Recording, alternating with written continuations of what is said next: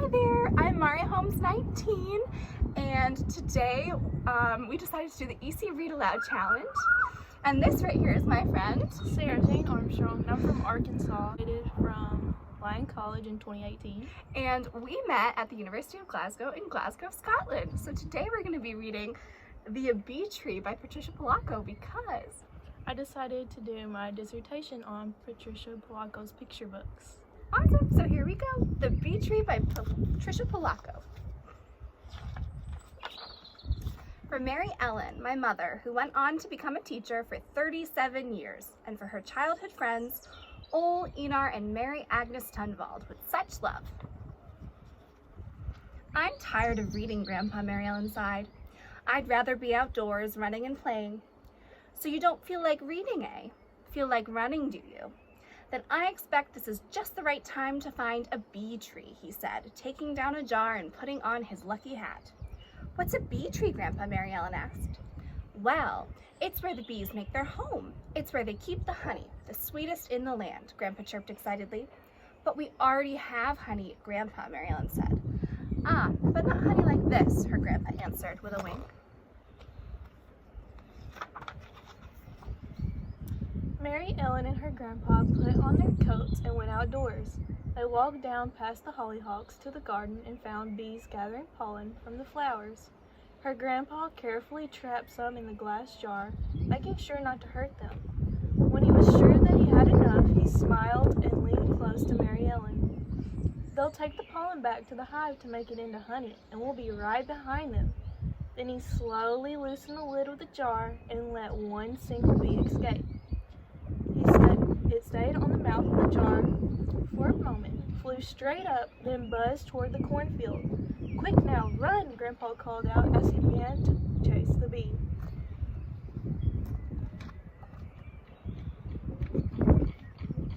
Just then, Mrs. Govlock from down the creek way was walking baby Sylvester in his carriage. Mary Ellen and her grandpa ran by them. We're off to find a bee tree today, Grandpa shouted. I haven't done that since I was a girl, Mrs. Govlock said excitedly. May I come too? Grandpa motioned her to follow, and the three of them were off and running. Baby Sylvester laughed out loud as his carriage bumped and bounced through the rows of corn. Honk went a goose as it waddled after them.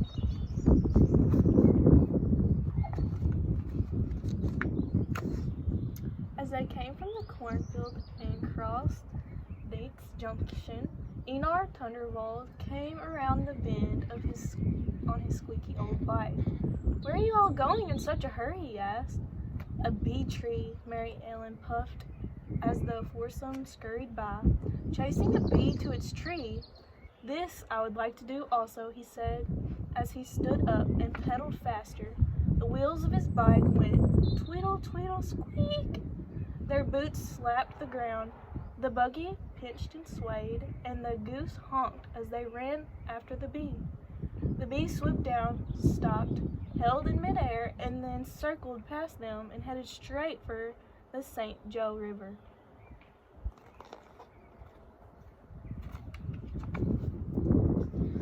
Ole Lundhagen, while strolling on the nearby shore with the charming Herman sisters, Petra and Dorma, looked up and noticed the commotion coming toward them.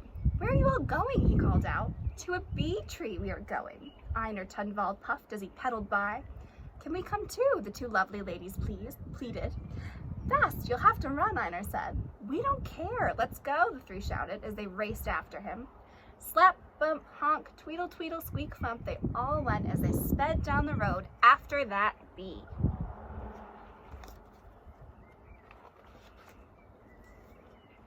Klondike, Bertha Fitchworth, just back from an expedition in the Yukon, had car trouble next to the road. She looked up just in time to see everybody running by. You say you're after a bee tree? She screeched. Zons, that won't be easy, but Eureka, what an adventure! She sprinted along behind them. The bee dipped and soared as it made its way out of sight. But Grandpa carefully let another out, and the chase was on again. The noisy merry bunch galloped up over Bird Talk Fellow Ridge, only turned smack dab into fiduciary Longdrop's herd of goats. The goats bleated and bucked as the people clambered through them. What ho, fiduciary called out. You're gonna scare me goats. "A bee tree," a voice called back. With that, fiduciary tooted his flute, and he and his flock joined the chase. "Bounding billies, this will be great," he said, on a dead run.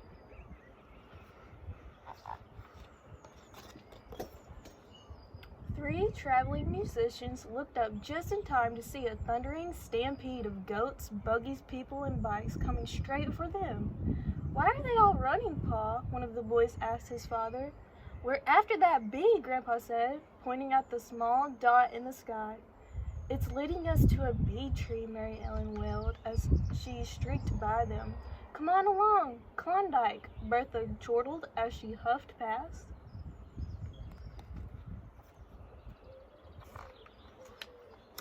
Slap, bump, bleat, honk, tweedle, tweedle, squeak, thump. They went as they ran. Hoofs clattered, rows of corn were parted. Nothing really mattered but chasing that bee. They ran through Greener's Bluff and into Bishop's Meadow, around Dead Man's Tree, and then to Bird Talk Hollow.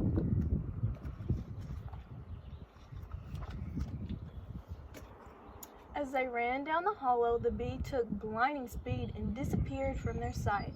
They all stopped to catch their breath just in front of Dunk's woods. Grandpa handed the jar with the last bee in it to Mary Ellen, and she let it out. Sure enough, it flew straight and low right into Dunk's woods. "It's the bee tree," Grandpa whispered. "That's where the honey will be, but we'll need plenty of smoke."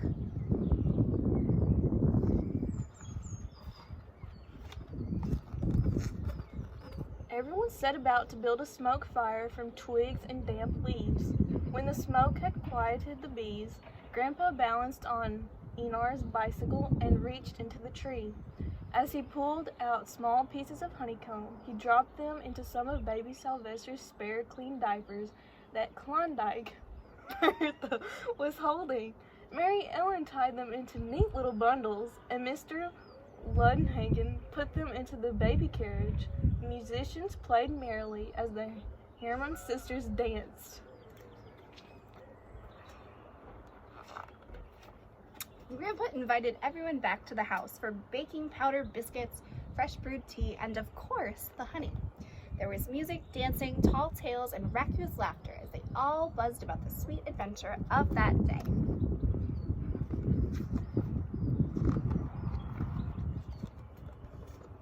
Grandpa took Mary Ellen inside away from the crowd. "Now, child, I'm going to show you what my father showed me, and his father before him," he said quietly. He spooned the honey onto the cover of one of her books. "Taste," he said, almost in a whisper. Mary Ellen savored the honey on her book. "There is such sweetness inside of that book, too," he said thoughtfully. "Such things, adventure, knowledge, and wisdom. But these things do not come easily. You have to pursue them, just like we ran after the bees to find their treat. So you must also chase these things through the pages of a book." Then he smiled and hugged her.